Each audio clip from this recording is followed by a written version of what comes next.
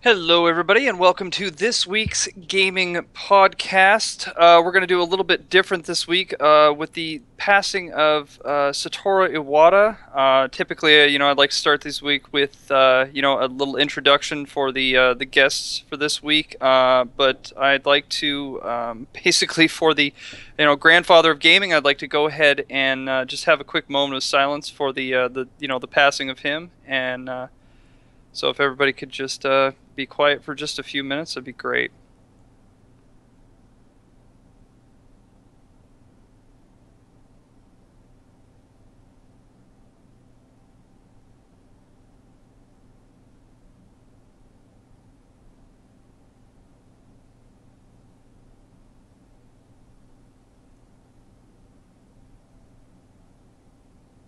Okay. It's a Thank sad you, day. everyone. It's a very sad day. It's a very sad day. He was 55. Very young. Very young. I mean, he's younger than my dad is, for that matter. So I have two different guests this week. I have, I guess, have you guys go ahead and introduce yourself. We'll have, I guess, Brad, have you go ahead and start, and then Sally, you'll be right after him. Brad? Yeah, muted. Hey guys. Oh, there we go. All right, we got you. Hey, my name's Brad Whitlam. I'm a concept artist, illustrator, and I've worked on several video games as an artist.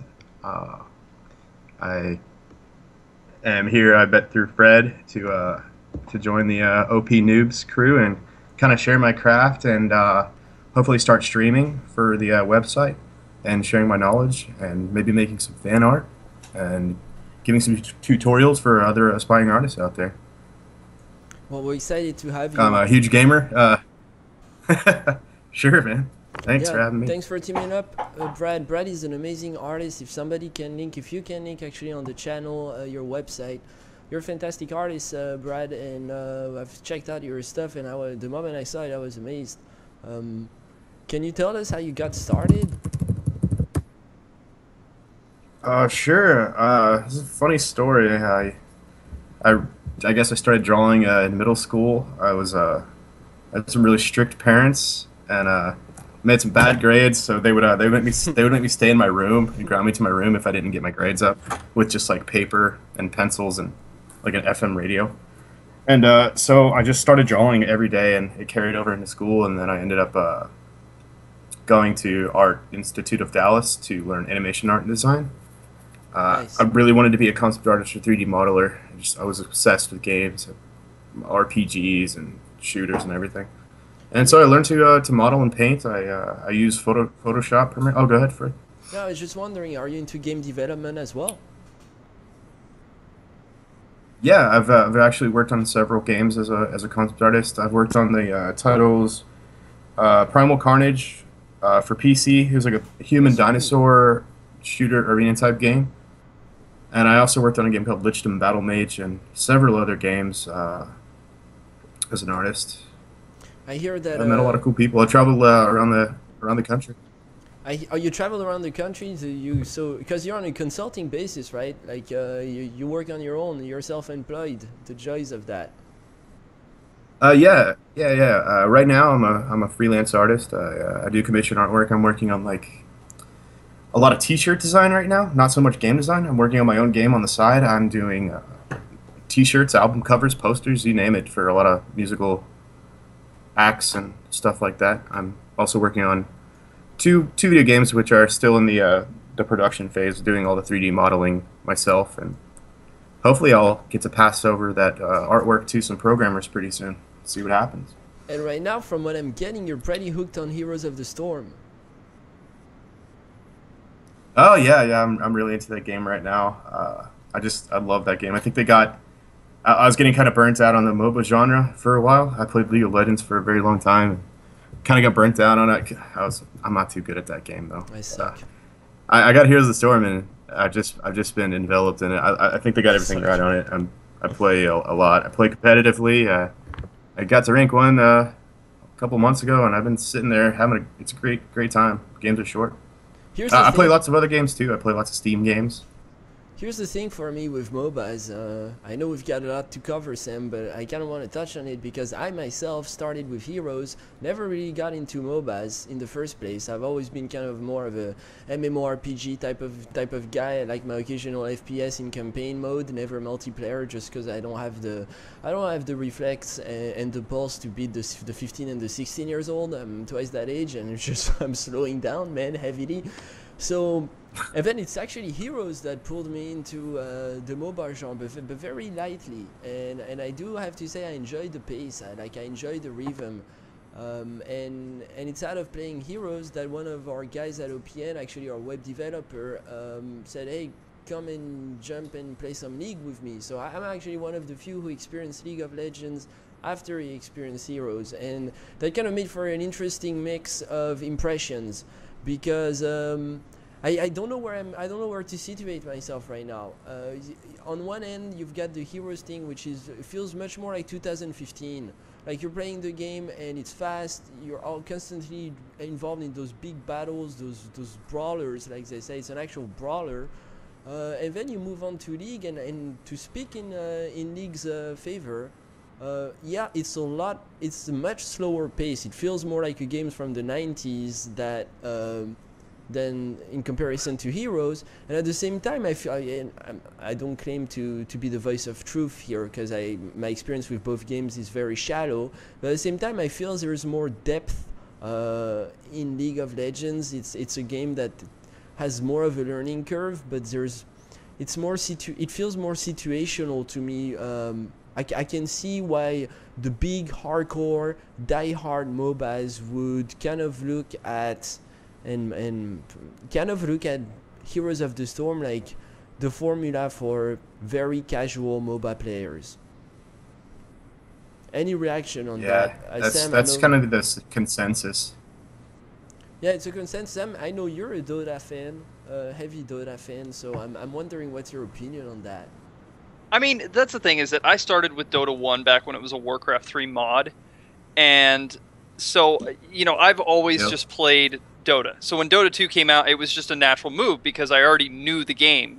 So it was just basically the same game, just with updated graphics and better mechanics. So for me, it was just simple. But I mean, I beta tested for Heroes of New Earth. I beta tested for League of Legends. I beta tested for Heroes of the Storm. So it's like I've always been looking at seeing what else is out there. But I've always just stuck with Dota 2 because I've got so much time into it and I don't have to relearn on a different platform. I mean, I liked Heroes of the Storm, but it is a much more casual system. You don't have a lot of the clutter and a lot of the things that you get from League or Dota 2 with items and things like that. It's like everything is just basically here's your hero, this is what they do, make it happen, and you just kind of do your thing. I mean, to kind of tell you, as somebody who is very familiar with the the MOBA genre, I walked into Heroes of the Storm not knowing anything about the game or anything about the heroes or whatever, just grabbed the first one that looked fun, and I went on to absolutely just shit stomp the game because it was just like, well, this is really, really, really easy.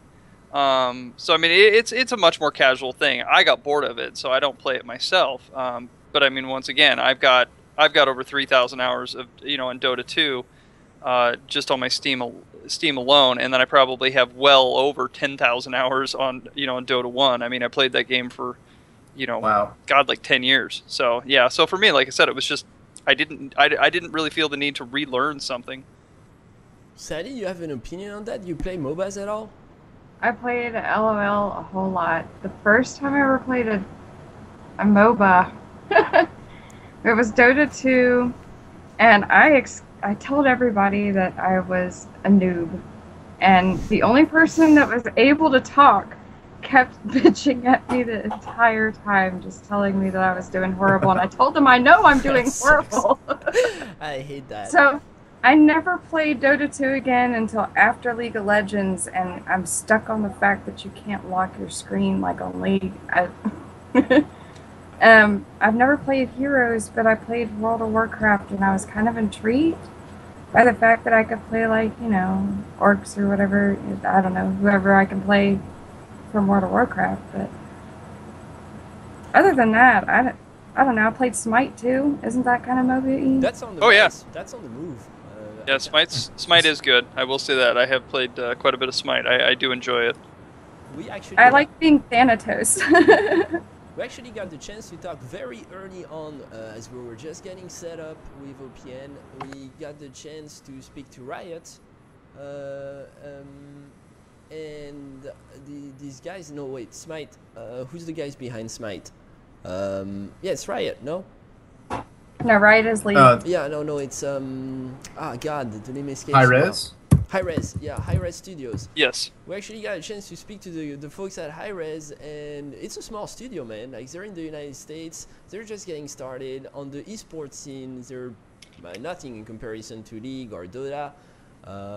But I can see that game evolving. It's definitely got a good crowd of followers, and people value it. And what I do like, and I think it's something that you gotta compliment Hi-Res for, and maybe criticize Blizzard for as well, is they stepped out of the comfort zone of MOBA and actually came up with a whole new approach to MOBA, the way it feels, the way it plays, the kind of the third person view that you're experiencing here. My criticism so I'm the biggest Blizzard fan, like kind of like you, Brad, in a different way, obviously, because you seem very much involved in the lore and appreciative of all the artwork that Blizzard. For me, Blizzard right now is stepping out of its comfort zone, but in a way that I don't know if I can endorse it. I don't know if I can embrace the move, as them stepping out of just focusing on 3-4 iconic titles that have made Blizzard what they are for the past 10 to 20 years, and kind of it feels like they're just, they're going into, it's as if they're going mainstream in the sense that they're producing a title after the next, but they're not bringing the originality, everything we love about Blizzard, the innovation. It feels a little bit like they're just starting to behave like any other studios. I'm worried about Overwatch. I'm worried about the fact that it looks like Team Fortress. I'm worried about Heroes and the fact that it looks like League and Dota. It feels like League and Dota, which is not, it's not what we've been used to when it comes to Blizzard. Blizzard has been a studio that innovates and amazes us by revolutionizing genre, not stepping into the mold. So I don't know. I really think that you're giving Blizzard way too much credit. They're a great studio, and the reason we've continued to love them is that Blizzard is Nintendo of PC. They've given us the same games over and over and over again, just with a new number attached to it and better graphics and a little bit of innovation. We had Warcraft, then what did we get from them? Then we got Starcraft, and then what did we get from them? Warcraft 2, and then what did we get from them? Then Diablo was thrown in there, and then what did we get from that? Diablo 2. But, I mean, it's like that. You talk about these innovations and all these things that Blizzard did. But they didn't really.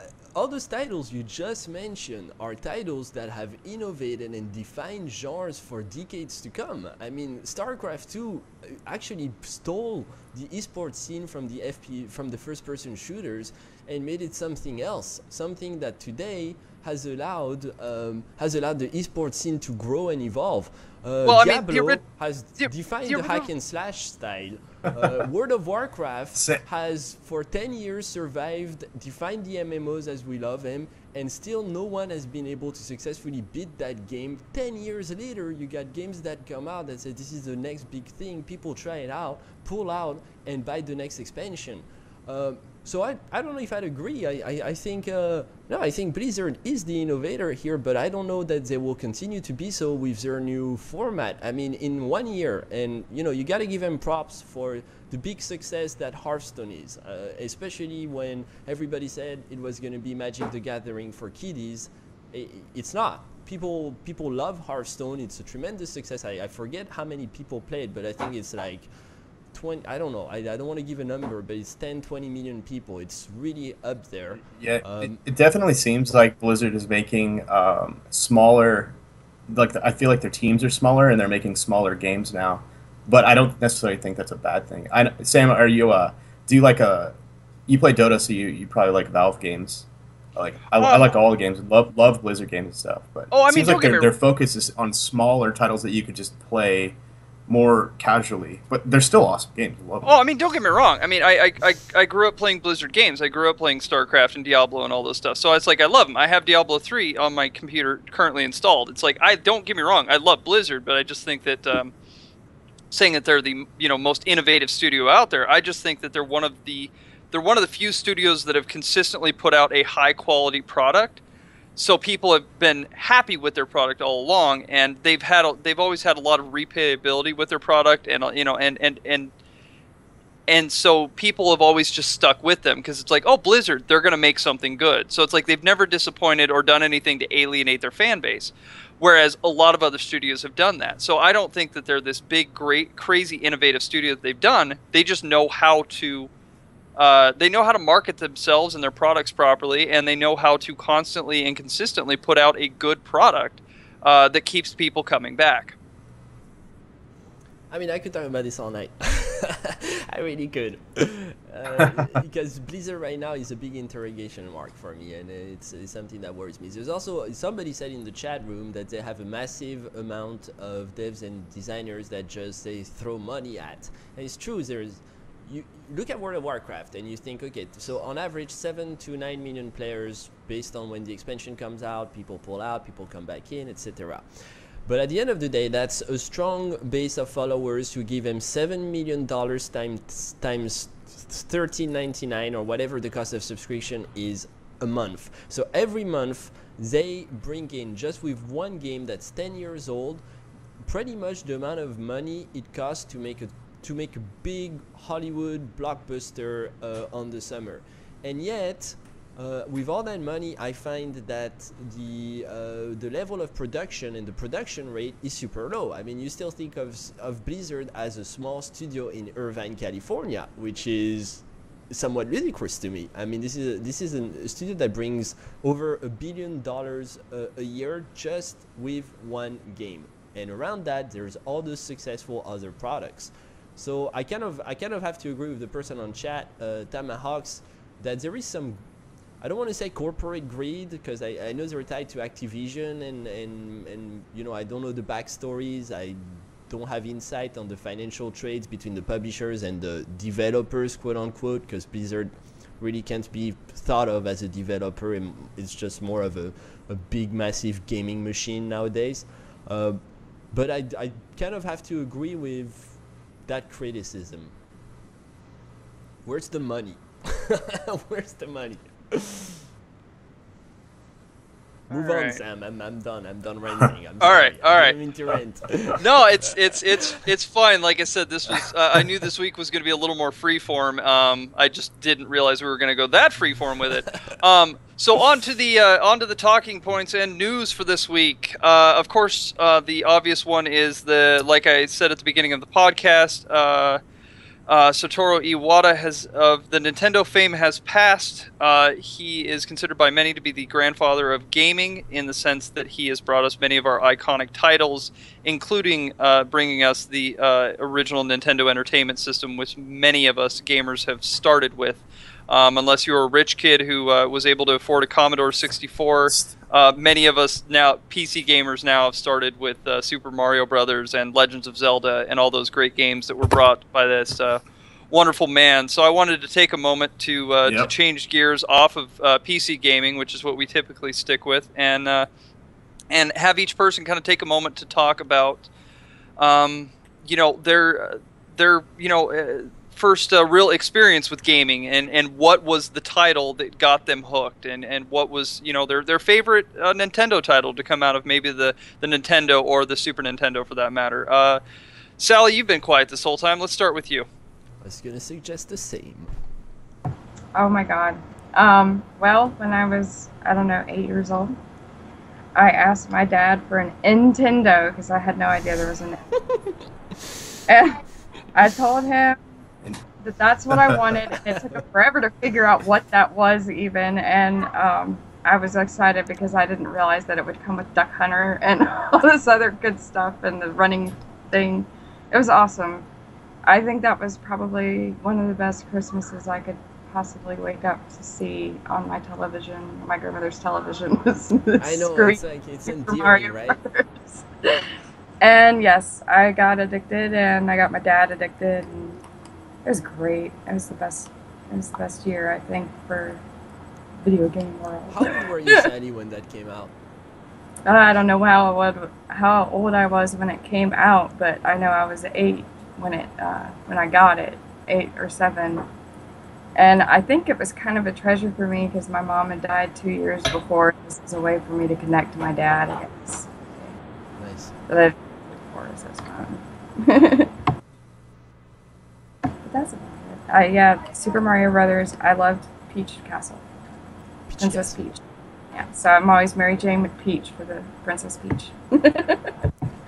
For me, the experience was different because I started just at the same age as you. I was 8 years old when I got my first system, and my cousin, who's just a couple days younger than me, he got the Nintendo, and so I went to my dad and I said, hey, the dude just got a Nintendo, I need to get something as well. And he said, my father said, well, why don't you get the Sega? And so I got the Sega Genesis. This way I would go to my cousin's house and play Nintendo and vice versa. I started off on Alex Kidd on Sega, so I don't know if you guys ever played that game, but I hold that game in my heart. At the very core, for me, it is the start of my experience playing video games, and every now and then I still go on YouTube and just watch gameplay footage of that game to remember where it all started. If I could ever get my hands on that game, I probably could, but those games are super expensive now. As a matter of fact, I was just checking Amazon.com the other day before he passed away, out of curiosity to see how much it would cost to get the NES and get Zelda the original game, and I think it's still between 200 and 300 bucks just to get a copy of the old game. I sold a Final Fantasy 3 for Super Nintendo for 150 bucks on eBay. Nice. I mean, I don't know if I should say nice. I should say shame on you. That's what it means to be self-employed. You make some sacrifice. I guess I feel like I sold a piece of my soul. You did. You totally did. And my experience with Nintendo came with Ocarina of Time, the Nintendo 64, and once I played Ocarina on time, there definitely was no going back. I mean, that is the game, and to tie into what you were saying, Sam, I don't think we're pulling out of PC gaming by having those conversations, because you look at those games, the original Zelda Ocarina of Time, and the way Nintendo shaped and defined the industry. I guarantee you, talking about Blizzard, I guarantee all these guys grew up with the same experiences we did. Very much, you can take any game nowadays, even World of Warcraft, and the mechanics come from the basis, and the basis is Zelda. The basis is Nintendo. It's Mario. It's Mario. The big question, in my opinion, is where is Nintendo today? Can we still look at Nintendo the same way, with the same awe that we did 20 years ago? You put aside the nostalgia and you try to look at things from with neutrality. Is Nintendo still what it was, and does Nintendo still have the potential to lead the industry in the next 20 years? I don't know. I'd even say I don't think so. I mean, that's the thing, is that when you just have to look at the industry in itself. Like the Wii U, for example, when it first was introduced, everybody was like, "Oh my God, this thing is garbage." Its sales were weak, and then as soon as Nintendo threw a Mario game at it, and they were like, "Hey guys, here's Super Mario Brothers Wii U." What happened? The sales exploded. And then as soon as they announced that there's going to be a Zelda game for the Wii, you look at the numbers again. People are like, "Oh my God, it's time to start buying the Wii." It was just people still love these properties. They're older than some of the people probably watching this chat right now, but yet people still are endeared by these properties. And Nintendo, of all other companies, has done the best to never really degrade those properties. Have never really done anything to to ruin those properties. Whereas, like, let's look at Sega. Sega hasn't put out a good Sonic game since, God, the Dreamcast? And some people even argue those games weren't even good. So it's just one of those where, but if you look at what was the last bad Mario game, people have to really think about that one. Like, what, Mario Teaches Typing? I can't even name a bad Mario game.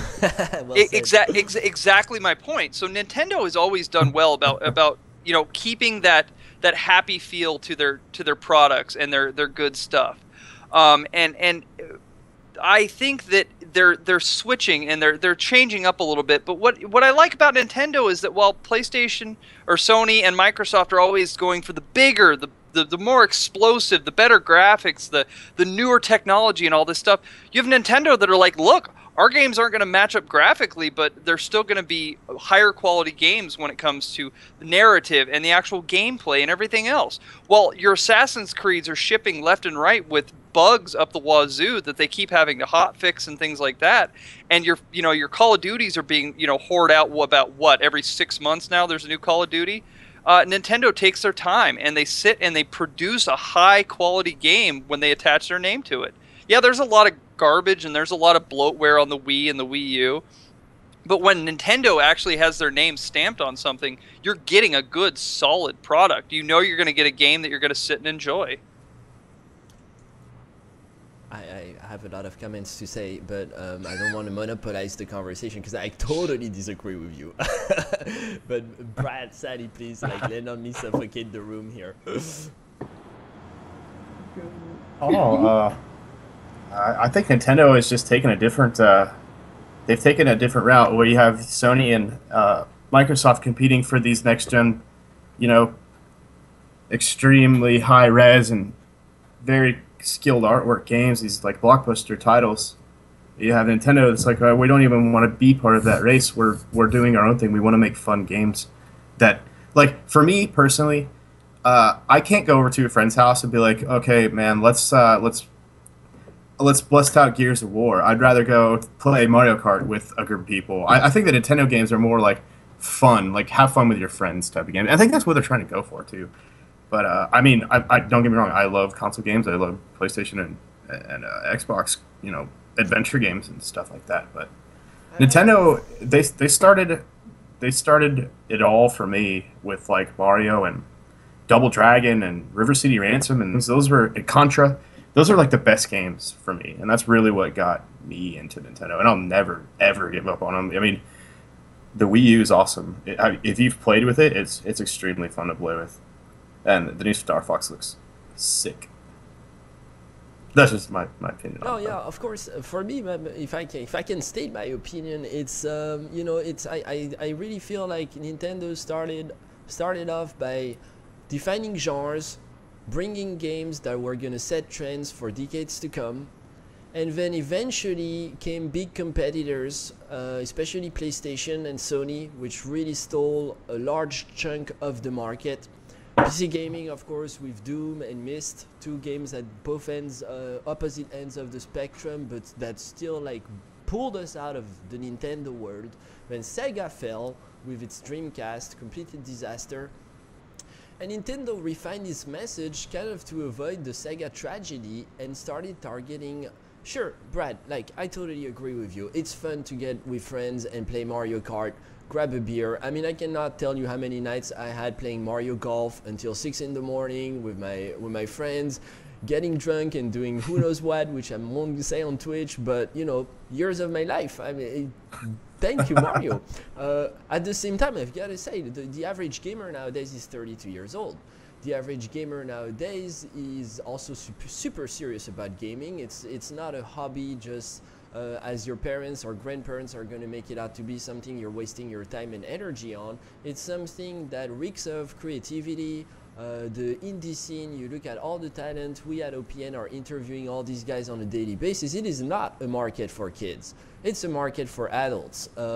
Sure, midlife adults, the average gamer is 32, and I cannot say genuinely, honestly, that Nintendo is up there making that effort to keep us moving. For me, Nintendo kind of took a step back in the same way that the British Empire kind of pulled back with grace when America became the world power and said, you know what, we're going to do what we do, we're going to do it for kids. Some of these games are going to be fun for everybody to play together, but we're really not the bread and butter of the gaming industry nowadays.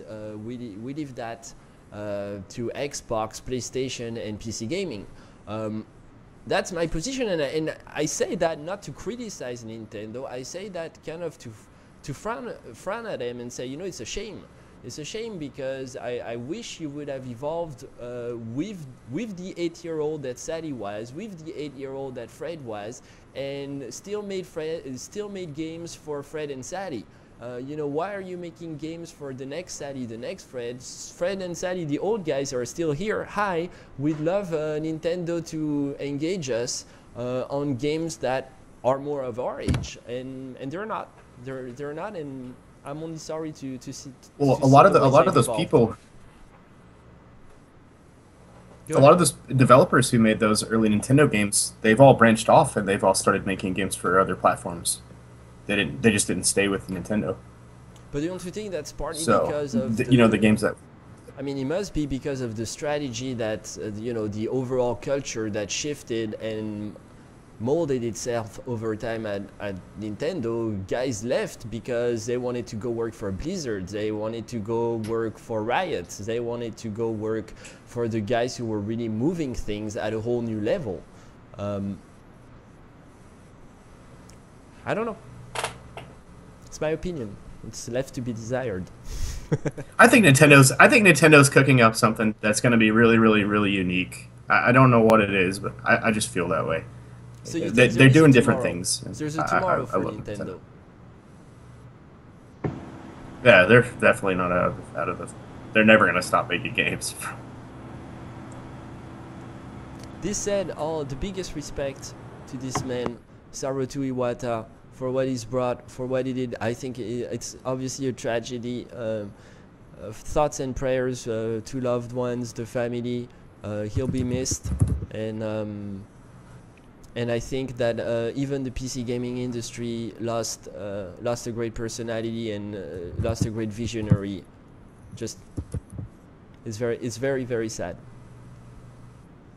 I don't think anybody will disagree with you, except for probably, I would say, Xbox fanboys who will be like, "Ah, good, take that. Xbox wins." Wow. Yeah, I know, that just got dark. Rough. Yes. I'm going to go ahead and talk about horror games again, because everybody who's watched this knows I love horror games. They're my favorite. Silent Hills may not be dead.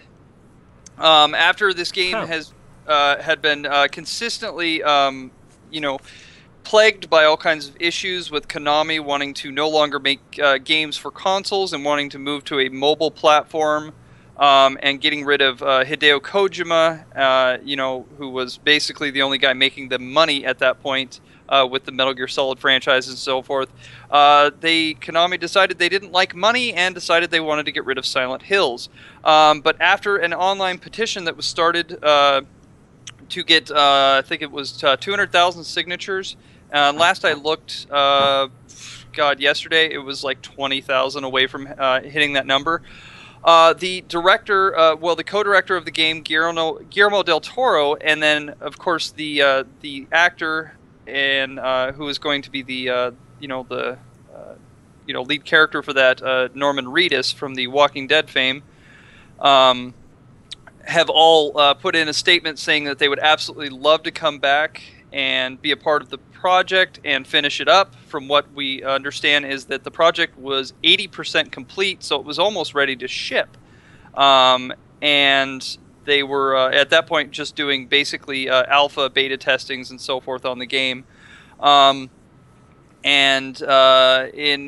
the hopes is that if they can get Hideo Kojima to make a statement that they can actually revive the game and bring it back. And that trailer looks sick. I mean, it's playing on Twitch right now. That trailer just, I'm just. There's a lot of hype for that game. It's a massive revival of horror game, basically. By the way, as a genre lately, what's up with that? I would say games like Amnesia and Outlast and games like that have really kind of reinvigorated the genre, and in a statement that was made when they were first still developing the game, Guillermo del Toro and Hideo Kojima both stated that they wanted to make a game. They've both been wanting to make a horror video game for a long time, and they both said, especially when it came to this game, that they wanted to make a game that was so terrifying that you couldn't play it. And they said that was the whole idea. It said that with this game is that they wanted to create the most terrifying game ever in the history of mankind, to the point where people just can't play it. They can't finish it, to where it almost becomes like a mark for gaming horror. Like, oh, I finished the game. So I mean, that's something I was very interested and excited to see. Yeah, sure. So that'll definitely be a story that I'm going to continue to kind of follow along, because I mean, like I said, I'm a huge horror fan. I'm a huge fan of the Silent Hill franchise, from the very first one back on the PlayStation. Silent Hill 2 is probably still my favorite game ever. I mean, it was an absolute work of art. Was what that game was. I guess Brad. I don't know. Do you have any insight on how come the back and forth with the studio? Like, why is the game? It just seems like it's a game that would sell tremendously well. How come it's not? What's the hold up here? From what I understand, is that a lot of it is that Hideo Kojima is he was having a tremendous amount of disagreement with the way with a lot of the executives at Konami. They were wanting it to do a certain way or be played a certain way or whatnot, and he refused to acquiesce on anything and continued to push through and say, no, this game is going to be made the way I wanted to. And after so many disagreements, they finally decided to just go ahead and just split and say, that's it. And Konami's been saying for a long time that they've been wanting to get out of the console gaming genre and start making, and just start making mobile games, because that's where, I mean, because you can pump out a mobile game and, with a small group of people in a couple weeks, basically, and then just charge people, $1.99 or whatever to get their gems or their coins or whatever, and you end up making more money doing it. Seriously? You think so? Oh, hell yeah. I mean, look at all the people that are doing it. I mean, I do a lot of beta testing, closed-door beta testing for a lot of games, and I can tell you there's a lot of games coming down the pipeline from big studios with big IPs on them that are basically the same crap rehashed.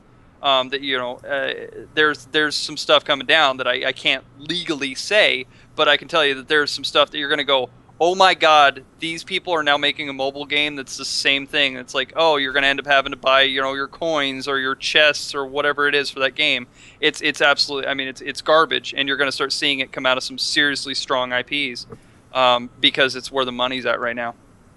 What do you think is the future of mobile gaming? I think it's going to be the situation of where you're going to have all these games are going to be pumping out the same crap over and over and over again, and they're going to have so many of these microtransactions that there's going to eventually just be a bubble in the market, and it's going to burst. I think the future of mobile gaming is Tinder. It's the most fun game I've ever played. Yeah, there you go. Just recently got on it. I'm addicted. Yeah. I want to hear more about Brad and this Tinder thing. Who cares about my opinions? Brad. Tell us all about it. Let's hear it. I just made one to goof around. Maybe meet the love of my life on. But I'm on that more than like. I think my favorite mobile game has always been Geometry Wars, which is awesome. But now I'm just playing the Tinder game like on my phone now. It's Sally, are you a fan of the Tinder? I don't play any of those scary things. Yeah, Tinder is definitely one of the scariest games you will play. I promise you that. I could tell that from the flower. Oh, the light just somebody's not happy with your light just went down. Oh shit! Somebody's trying to get you into scary games. No. I'll tell you something. My position. There's a huge market out there for mobile games, though. I think mobile gaming is a little bit overhyped, but it's not necessarily a bad thing, because if it does anything for gamers, is it creates a bigger pool of gamers. Because here you go, introducing the pleasures of playing video games to people who are not playing video games, people who would not buy a PlayStation, people who would not build their own gaming rigs, but have got nothing to do on the bus, on their commute, start downloading those small games, and eventually get the iPad, and eventually get the PlayStation, and if we're lucky, they'll build their own gaming rig. So I guess what I'm trying to say is that I see mobile gaming as a mean to an end, and the end being professional. I don't want to just big league gaming as we PC gamers enjoy it. It only serves us to see that movement continue to grow and good games being produced. From a marketing standpoint, I mean, you're just making video gaming a lot more popular, and you're reaching out to mainstream society. So definitely a big perk for us gamers right there. But myself, I don't play mobile games. I don't care much for mobile games at all. I don't have time for that stuff. The only mobile game I kind of play is Hearthstone, just because Blizzard, and I enjoy it. But I never played Angry Birds. There are so many games I've never wasted my time on because I have a gaming rig and I just have many other platforms as a passionate gamers that I much prefer to use those than my iPhone. I mean, it's still, mobile games are still pretty basic, let's face it. I mean, I thoroughly enjoy Final Fantasy 4 on my phone. It's great when I'm on the plane or something and I can play through a Final Fantasy game. I'm enjoying that, I mean, that's but yeah, I mean, as for the casual games, it's just I was never into the Angry Birds, didn't jump on that. I realize that, a lot of people need something to play while they're sitting on the toilet, but it's just I don't know about you guys, bag. but it's hard for me to play mobile games without thumbsticks or a keyboard and mouse. Also true. Like all things are like you have your tablets and your phones, and they're all flat screen, and there's just no buttons or joysticks, and it's always kind of been a turn off for me. And they try to fix that. Like, it depends on the game, but they try to fix that. Like, I think you can buy a controller and plug it into your iPhone and play like a gaming system. But I've never actually seen that, so I don't think. I mean, I would, but I'll pick up a PlayStation controller instead and play. Talking about controllers, not to kind of completely change the topic, but it's coming up, and it's a big deal. So I'll just ask the question: do you think Steam is going to revolutionize the controller as we know it? Can I go first? Yeah, absolutely. Okay. No. I don't think so. The new Xbox controller was really, really slick looking, and I think for the next couple of years, people are going to be saying, "Did you guys see that? Do you have the Xbox controller that they showed at E3?" And they're not going to talk about a Steam controller unless they can come up with something, ridiculous. Did you guys see that? New Xbox controller? It's really, really slick. I know nothing about it. I rarely do I follow any news. Although I did, the Xbox, Microsoft was the one press conference I actually missed. I caught the Sony, I caught the Nintendo, I caught the rest of them. So,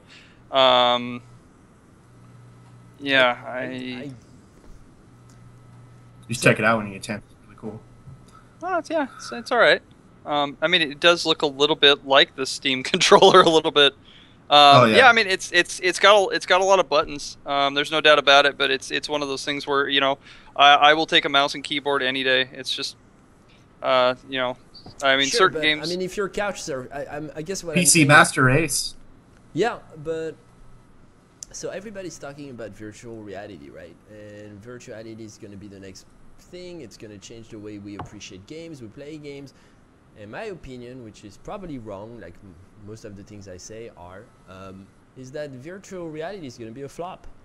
It's not. It's going to have its small degree of success, and people are going to enjoy it for the sensational, appealing form of entertainment that it is, kind of like 3D cinema was, and I would consider 3D cinema a flop. Oh, absolutely. In the sense, people don't, I don't have time for that. My eyes are gonna hurt. I'm gonna come out of the theater. It doesn't feel natural. It's not too easily something I want to do every day, where I want to watch movies every day. I think virtual reality is not going to be the big bang that we're expecting, and meanwhile you've got Steam and Valve moving into the living room, and that's almost getting no attention. I have my doubts about their success in stealing a share of the console market, because they're gonna have to apply a pricing model that makes it so that console gamers eventually start to realize it's better to buy a Steam machine for my living room than it is to buy a PlayStation. And my theory is, you look at the PlayStation 3, you look at the PlayStation 4, and you think that the PlayStation 3 came out during the Bush administration. This is forgive me, I live in Washington DC, so I'm kind of like on a political scale. But this is a system that by the time the PlayStation 4 came out was completely outdated. I don't know if you remember your PC right before PS4 came out, but your PC was laughing at the consoles, saying it still does. Yeah, and nowadays, already we're ahead. So if Steam Valve is able to, so Fred, you think virtual reality is not going to do so well then? Yeah, no, I don't think so, because it's too heavy. It's too heavy on. I'm 32 years old. I'm not gonna walk around my house with my wife and my kid with a giant mask on my face saying I'm playing games. My wife is gonna look at me and say, "Man, like, what are you doing to yourself?" And on top of that, I seriously doubt that it's gonna feel organic. It's gonna feel like something that relaxes me at night. On the contrary, I think it's something that I'm gonna experience, I'm gonna enjoy, but at the same time, it's gonna be a casual. It's gonna be once every now and then, maybe just like when you go play Mario Kart with your friends, I'll go play virtual reality with my friends. I don't think it will replace my monitors. It's too heavy for me. And I think actually represent, my position represents a lot of the consumer base here. So I don't think it's going to be that successful, but I do think that people are going to realize that if they go PC in their living room, they can actually update their rigs on a regular basis. They can change their hard drives, they can change their graphics cards, they can change their RAMs, they can adapt with the technology that is so rapidly moving at the same pace and with minimum cost, which is something that consoles don't offer now, and probably will react to Steam and start adapting the way they format their hardware in a way that it won't be a console anymore, it will just be another PC. So I think the console market is actually at the end of its lifespan, and that the PCs are moving into the living rooms. And Valve will be the pioneer in that effort, and I'm dead hoping I'm right.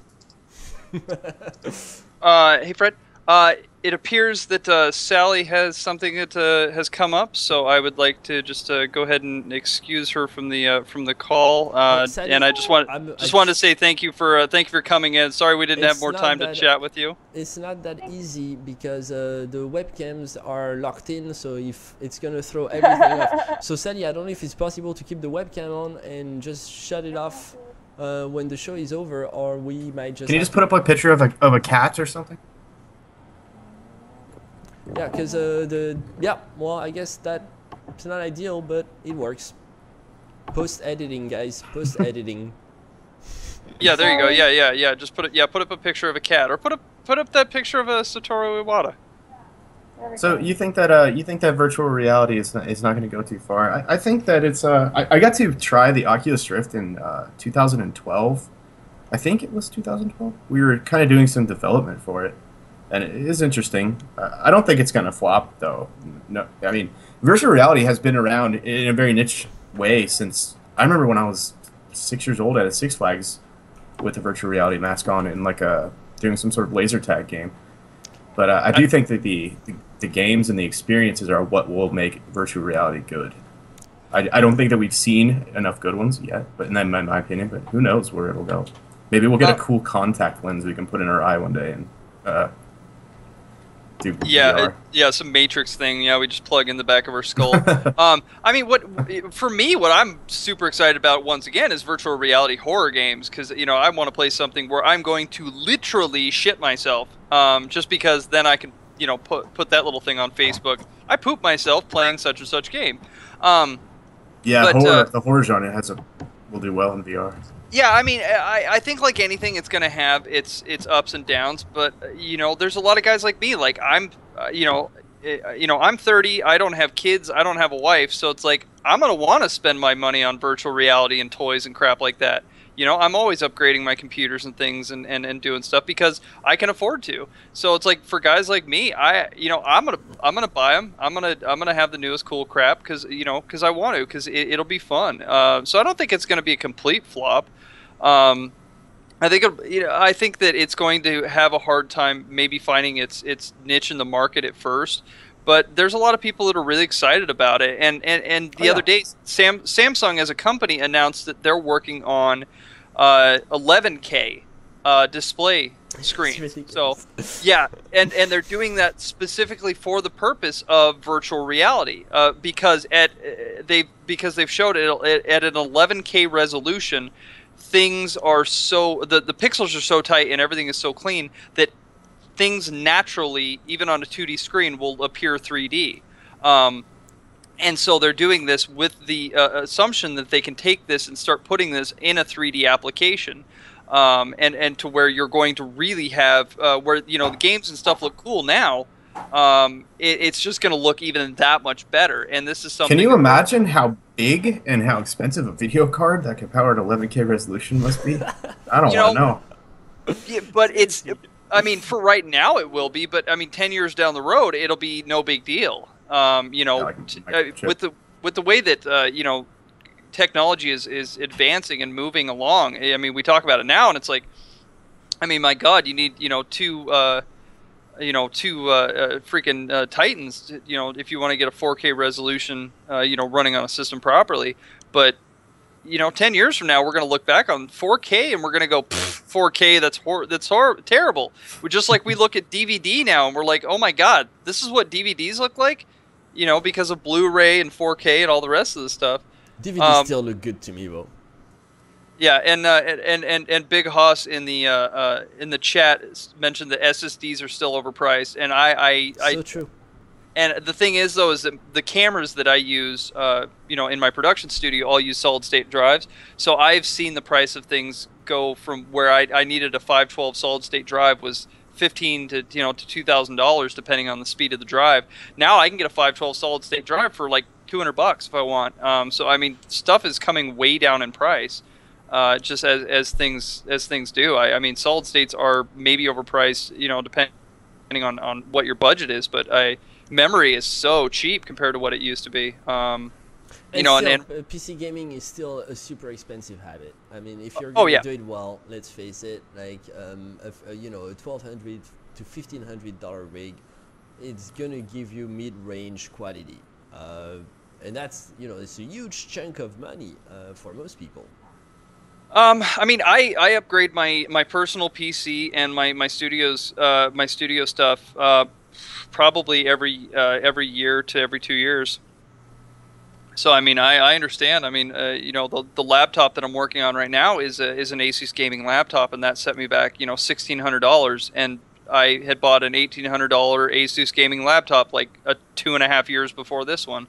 So it's like I mean, it's a very very expensive, even with when you compare it to console gaming or anything else. That's also why we have. I mean, that's also why we have shitty ports. I'm sorry to say, it's because only a few of us. I mean, it's true. It's it's not widely accessible. So people come up. The developers are gonna say, well, we're gonna build this for PlayStation and Xbox because that's where the audience is. And oh yeah, we also have the rich kids. We'll do a port for them.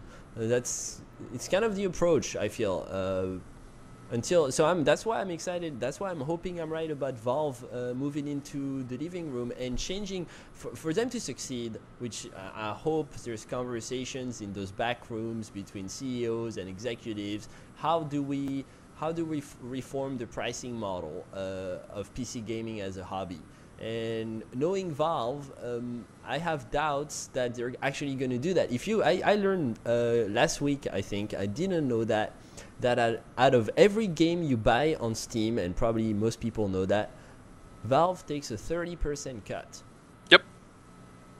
That's why. Why do you think? Why do you think Origin pulled all their games off of Steam, and Origin started their own thing, and all these other companies have started trying to do their own thing. Your games for Windows Live, but they've all failed miserably, is because Steam was taking a cut of the money. Valve is very smart when it comes to the thing, but what else is there? I mean, Steam is the best platform right now for it. I don't use anything else because other than, like I said, the Blizzard stuff, because I play Diablo 3. But okay, let's ask the big question here. Imagine a world without Steam. Why would that be a problem? Because I mean, what they did was they took digital distribution of games and they streamlined the process, which nobody else has done. And you think even now. And you think that's worth taking 30% cut on the work of people who for 3 to 5 years, even sometimes 6 to 7 in the case of Fallout. And sure, you might say, well, the studios don't need money, Fred.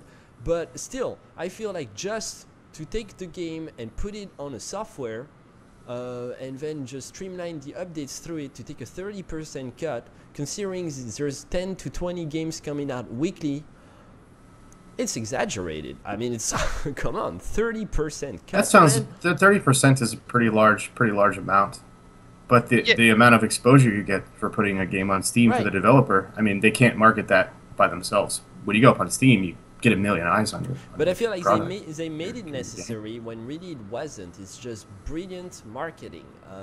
I would be just as happy downloading games on. If Steam wasn't alive, I probably would not miss it. Because out of not having Steam, there would be a very, very good setup that studios have on their website. You buy the game, you go for the download. I just don't see the 30% value there, I'm sorry to say. And I know everybody loves Steam because they brought PC gamers together on a platform that feels good, looks good, is easy to use. But I think that taking 30% out of that cut is just corporate greed. I mean, you can say it's corporate greed all day long, but the fact is that we've moved to a digital distribution service, you know, where that's where everybody gets their games now. Very few people actually buy physical copies, especially when it comes to PC gaming. I mean, I haven't bought a physical copy of a game in, God, like 5 years. I get everything from downloads, and Steam has done their best. I mean, you want to talk about Valve, I agree. Valve and how they're bad and all this stuff, but they've made it easier for independent gaming and so forth. Hey, look, I'm on the front. I'm shifting because everything's all messed up. I'm sorry, guys. I'm sorry. No, it's that's why people should not leave the show like this. You guys stay till the end, but no worries. Stuff comes up. Anyway, but back to the point is that I mean, if that's the case, then Apple's evil with iTunes because they take money out of these poor artists and all this stuff. I mean, it's the nature of the beast. You're giving your money to somebody, and a lot of these independent games are getting amazing distribution and so forth on with Steam, and Valve does a lot for the independent developer. That they would never have otherwise. Yeah, so I think to say... Yeah, I think you really weakened my position here by bringing out the fact that Valve brought indie developers together and basically triggered the rise of the indie scene. And by doing that, hats off, and they made something more than just a distribution platform that kind of systemized everything. They actually helped advance the industry as a whole. So, yes, you're right. I'm wrong. All right, at cool. That level. I mean, it's no BattleNet. It's not as good as BattleNet, but it's pretty cool.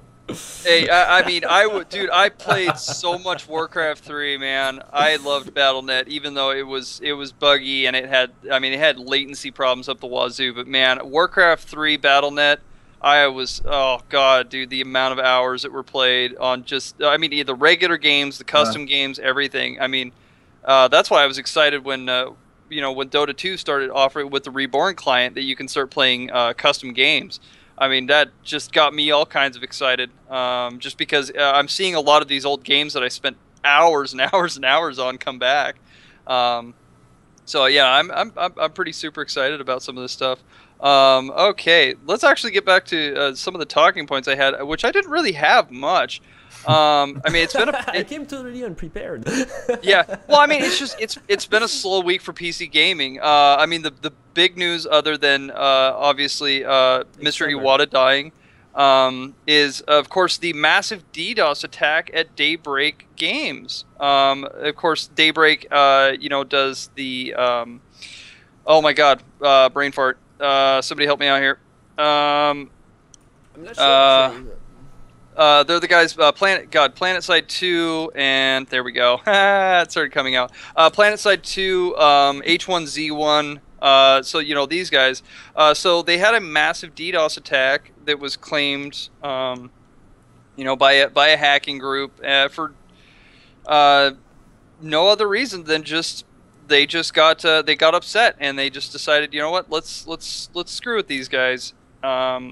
And so people weren't able to log into PlanetSide 2 or H1Z1. Never must have been mad. Right. One of our core streamers is just a PlanetSide 2 hardcore fan. I mean, I played the first PlanetSide, and I played PlanetSide 2. I just PlanetSide 2 is awesome. It's a great game. Wish I had more time to play it. I play it right now. But I'd beg to differ, Sam. There's quite a few things that came up news-wise. First of all, Warhammer. I'm psyched about that game, and I'm not even a Total War type of fan.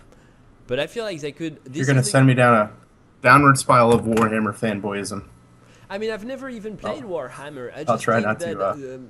Them embracing that studio, the name of it's actually on the website, the Creative Assembly and Sega working together on taking something that's kind of outside of video games but pulling it into video games is going to solve some of the core issues that the franchise, and you're looking at 9 titles now. It's no small franchise. It's also a studio that's been up and running for quite a bit of time. They're taking that game and they're dealing with some of the main flaws, which in my opinion is pace and rhythm. Obviously the RTS component, it's very much been the strategy aspect has been defined by that studio quite a bit, Total War Shogun, Total War Shogun 2, but having a fantasy world where you actually go and battle up in the air, you've got dragons, you've got orcs, you're really you're bringing Tolkien into the Total War approach. I think that if they do it well, I think that could solve some of the main issues, speed up gameplay, make it feel a lot more 2015, feel a lot more modern. So I have high expectations of that game, and not to mention like the graphics and the artwork seems delicious. If it has the name Warhammer on it, I'm gonna play it regardless. Are you from that crowd? Did you grow up with that? Oh, I absolutely grew up with Warhammer. Any game that they release, I'll at least try, even if I don't like it. They make awesome games. They've been doing it for like 20 years now. The second shocker is that GTA 5, and I read that online, and I'm not sure if it's an actual fact. GTA 5 released its Ill-Gotten Gains Part 2 DLC, which supposedly decreases the quality of the game. So it actually has a negative impact on graphics and the way the game flows. It's a patch that made the game worse. At least that's what the community is reporting. I'm not sure if that's true, but if it is true, it's funny to me. It's just funny. I'm not a big fan of the series, so I'm not upset, and I also feel like the series is completely overhyped. Yeah, I mean, I've heard a little bit about it. It seems like it's like a 50-50 situation. Some people, the patch had no effect on whatsoever, and then other people, it's been absolutely game breaking on. So it may have just been the way that the patch was distributed and how it came out. But yeah, I mean, I know what you mean. I was never a huge fan of the Grand Theft Auto games myself. I don't have Grand Theft Auto 5. I mean, I'll probably end up buying it 2 or 3 years from now when it's like, $20 on Steam or something like that, on a sale or whatever. I mean, I'm more of a Saints Row guy myself when it comes to those kind of open world games. I find those to be much more fun. They're lot more insane. It's like taking Grand Theft Auto and then smoking a bag of meth and then and then playing it. They're much more interesting to me. I don't know, Brad. I've never played too much of Grand Theft Auto games. I've got around, I've got in there and just kind of trolled a little bit and never did the missions or anything. They're fun. Yeah. Open world games are fun. I just don't have much experience with them.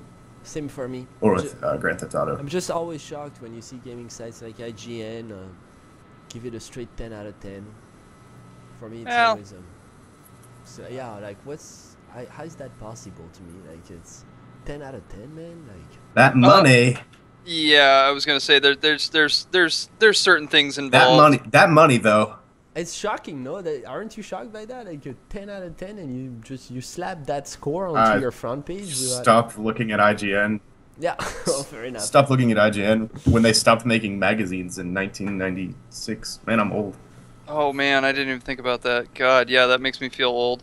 Yeah, I mean, that was a huge issue that came out like a couple years ago, where a lot of these quote unquote journalism websites like IGN and so forth were getting caught with the fact that they were getting kickbacks and so forth from a lot of the gaming community, or I mean a lot of the game developers, excuse me, and that was a big thing that was happening.